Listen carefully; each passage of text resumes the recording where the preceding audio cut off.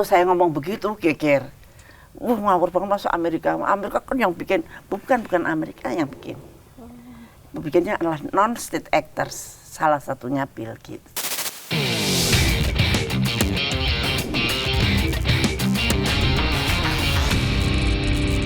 Tadi Ibu sudah bicara soal COVID nih, Bu.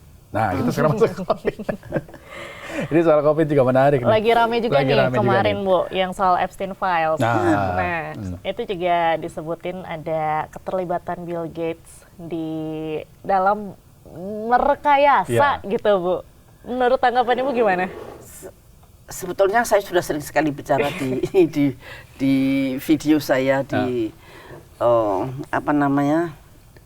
di YouTube, di YouTube maupun di saya ngomong tentang hal, tapi saya nggak ngomong Epstein-nya, tapi ngomong peristiwanya itu sudah dari setahun yang lalu. Maka saya selalu bilangin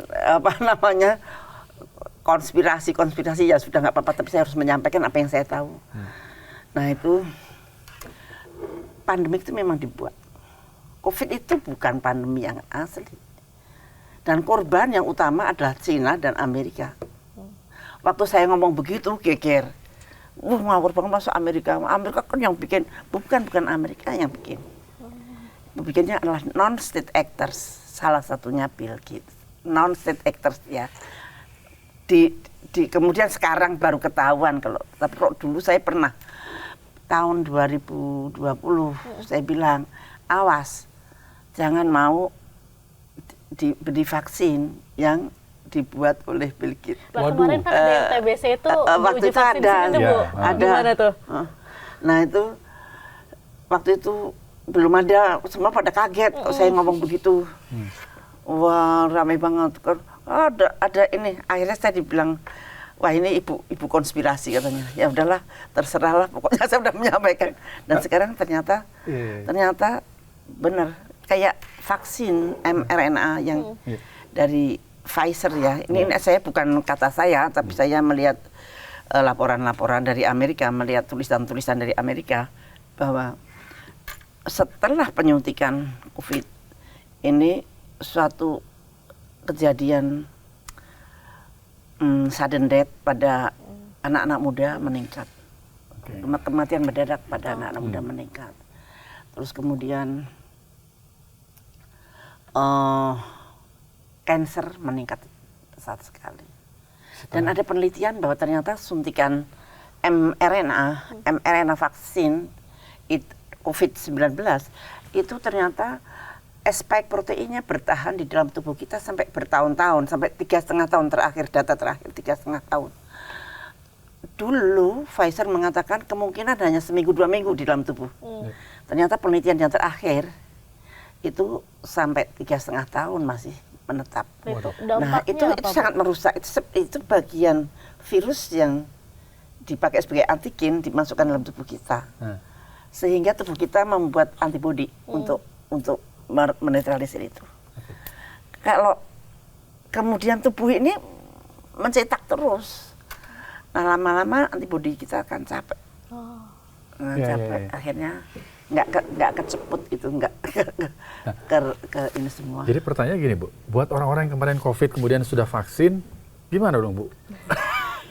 Vaksinnya, kalau vaksin yang dari Cina sampai sekarang belum banyak laporan yang sangat buruk. Dari gitu Cina itu apa, Bu? Sinovac ya? Sinovac.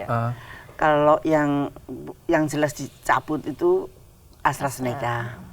Karena sejarahnya gampang menggumpal. Itu terbukti dan sudah diakui oleh perusahaannya, dan perusahaannya dihukum di dalam pengadilan untuk membayar sekian gitu. Waktu itu pernah digugat juga tuh, Bu, sekarang, saya vaksinnya AstraZeneca. Sekarang masyarakat kita itu baik hati. Badan POM yang mengizinkan itu masuk ke Indonesia tanpa penelitian, nggak dia apa-apain. It's okay gitu. Ketua Badan POM-nya juga nggak mundur. Badan POM yang membuat izin itu diedarkan secara emergensi, apa. Jadi saran Ibu apa buat orang-orang yang sudah divaksin? Seharusnya kan Badan POM bertanggung jawab dengan obat yang diedarkan di seluruh Indonesia. Kalau sampai membahayakan, siapa yang harus bertanggung jawab? Badan POM dong. Badan POM itu kan saringan gitu. Waktu itu sudah diprotes nggak apa-apa. Selain Dan AstraZeneca ternyata apa, Bu? ditarik oleh sana. Iya. Oke. Cuman kita nggak punya catatan, yang celakanya itu nggak punya catatan. Selain AstraZeneca apa, Bu? Nah, mestinya ada catatannya di KIPI, tapi KIPI nampaknya kurang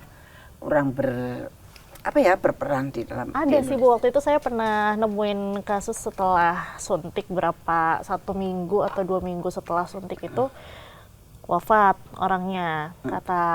Tapi selalu dibungkam. Iya, gimana ya Bu ya? Waktu itu saya Dibungkam. ketemu, waktu itu saya pernah, pun kok saya ngomong juga waktu itu saya ngomong udah benar-benar gamblang gitu ditotek. Aduh. Tapi sekarang ternyata terbuka dengan abstain itu. Iya. Sekarang di mana-mana sudah terbuka. Iya. Ya tadi pertanyaan saya belum kejawab tuh. Buat orang-orang yang sudah Yang divaksin sudah gitu. ya. terlanjur Oke. divaksin. Jadi harus apa nih kita nih untuk menjaga kesehatan gitu? Apa kita harus ke Satu, periksa darah Anda dengan D-dimer. D-dimer? D-dimer di mana-mana ada itu di laboratorium. Itu D-dimernya diperiksa, kalau D-dimernya normal ya normal. Tapi kalau D-dimernya tinggi, Anda hubungi dokter. Anda butuh antikoagulan. Nah, kalau solusi yang sederhana, nah, itu minumlah kunyit dan nanas. Ini penelitian seorang profesor. Yang profesor itu dengan penelitiannya sampai pernah mau dipenjara segala di barat sana. Nah, itu ternyata itu mengandung zat yang menetralkan pengentalan pembuluh darah itu. Kunyit dan nanas. Kunyit dan nanas. Ini viral nih habis ini. Bonggol nanas dan kunyit yang di blender terus Di blender. Di blender, apa mesti direbus dulu nggak Bu? Nggak usah. Nggak usah. usah. Di blender aja berarti. Oke, kunyit dan nanas Kunyit ya, dan yang habis nanas. vaksin kemarin COVID ya. Oke, ini viral nih habis ini. Harga kunyit sama nanas Kunyit dan nanas naik. Tapi dulu kan juga pas zaman COVID suka ngerebus apa tuh? Jahe, kunyit itu tuh. Kayak jamu-jamuan apa? 131 itu. Iya. Apa namanya? Serai. Iya. Iya. Sama. Tapi saya curhat Ibu, saya selama COVID nih, saya setiap kali di ini nggak pernah kedeteksi COVID loh Bu. Saya juga. Ya syukurlah. Iya, maksud saya aneh gitu, dalam satu ruangan beberapa teman saya terkena COVID COVID semua. gitu kan. Pas dites, saya digiliran dites nggak kena gitu. Nah, itu Kenapa ya Bu? memang sebetulnya nggak menular. Sebetulnya nggak menular. Kayak apa? Oke, sebetulnya nggak menular. Ya. Itu siapa namanya? Selebritis yang Nina Rose. Nina Rose ya. Iya. Oke. Siapa? Rina Nose. Rina Nose. Iya. Rina Nose itu dia sakit dari negeri Belanda sama suaminya, tidur bareng. Seberapa hari suaminya nggak ketularan. Jadi ya gimana sih ya, masuk sekamar, dia memang memang mau ngetes bisa ketularan nggak gitu. Sekamar terus nggak pergi-pergi sekamar terus nggak apa-apa. Apa emang tergantung imun orang? Ya memang ya. Tapi karena diagnosisnya juga sangat lemah, diagnosisnya pakai PCR. PCR itu sebenarnya bukan untuk alat diagnostik. Bahkan ada bahwa itu tidak bisa, you positif PCR, itu Anda berarti menderita penyakit itu. Itu kesimpulan itu salah. Itu sebenarnya nggak benar. Jadi? Sekarang ketahuannya baru sekarang, diumumkannya baru sekarang.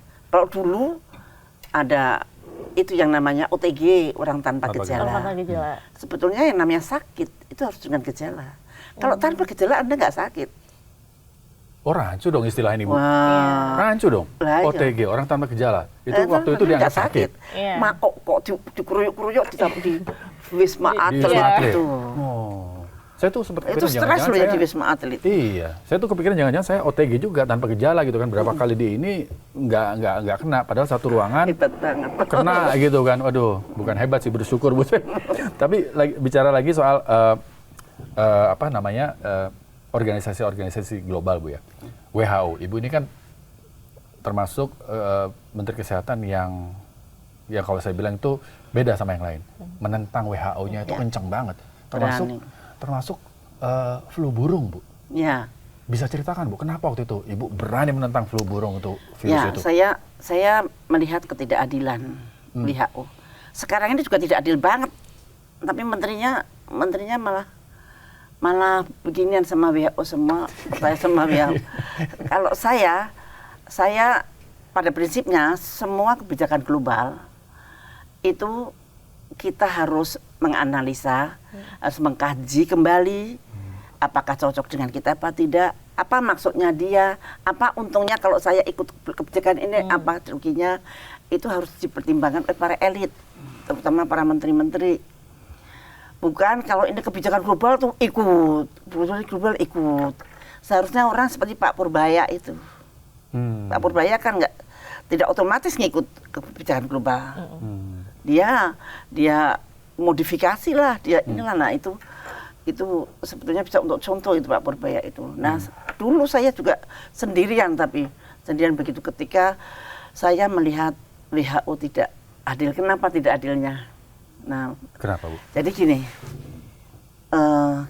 kalau kita ada pasien yang meninggal, kita harus mengirim spesimennya itu ke WHO. Isinya virus itu, jadi virus saya mengirim ke WHO. Jadi orang ini meninggal karena flu burung misalnya? Karena flu burung itu angka kematiannya 75 sampai 90%. Oke, lanjut Bu, kemudian? Kalau COVID cuma 3%. Lebih bahaya dong? Bukan bahaya lagi. Kalau flu burung jauh lebih berbahaya. Oke. 2 hari meninggal, 1 hari meninggal. Kalau COVID kan masih seminggu, 10 hari. Kalau itu sehari meninggal, 2 hari meninggal. Okay. Nah itu kok spesimen harus dikirimkan ke WHO. Katanya untuk penelitian. Tapi ternyata pada suatu hari saya ditawarin vaksin. Nah saya tahu cara membuat vaksin itu kayak apa, saya tahu. Harus punya virusnya. Iya. Loh, bahan dasarnya apa namanya, modalnya virus bisa dibikin vaksin. Vaksinnya kok dijual ke saya. Jadi Ibu mempercayai ini kayak ada unsur bisnis kesehatan di balik itu semua gitu ya Bu ya? Saya nggak punya duit, saya bilang saya mau bikin sendiri, saya nggak punya duit. Ibu jangan khawatir, ini Bank Dunia siap ngutangin Ibu.